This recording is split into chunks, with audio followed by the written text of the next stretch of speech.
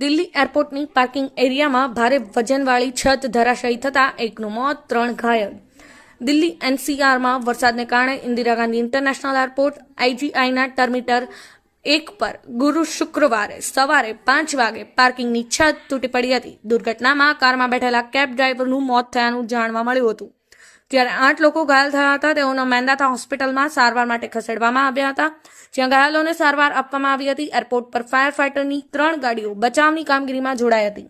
Delhi fire service, સ્થાનિક police, CISF અને એનડીઆરએફની ટીમ ઘટના સ્થળે રાહત અને બચાવની કામગીરીમાં લાગી ગઈ હતી.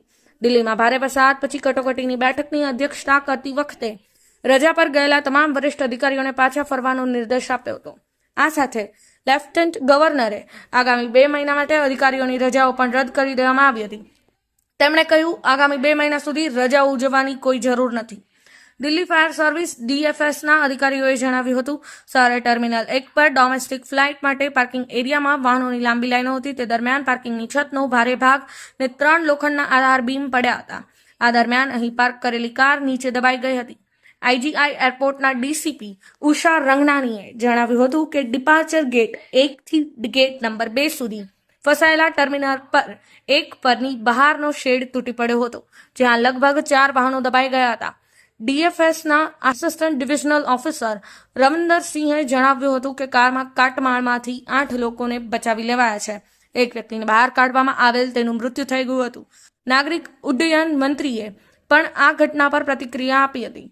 તેમણે એક્સ પર લખ્યું હતું કે હું વ્યક્તિગત રીતે પરિસ્થિતિ પર નજર રાખી રહ્યો છું. તમામ એરલાઇન્સને ટર્મિનલ 1 પર અસરગ્રસ્ત મુસાફરોને મદદ કરવાની સલાહ આપવામાં આવી છે. રેસ્ક્યુ ટીમ પણ સ્થળ પર કામ કરી રહી છે. બચાવ કાર્યવાહી પણ કુલ જોશમાં ચાલુ કરી દેવામાં આવી છે.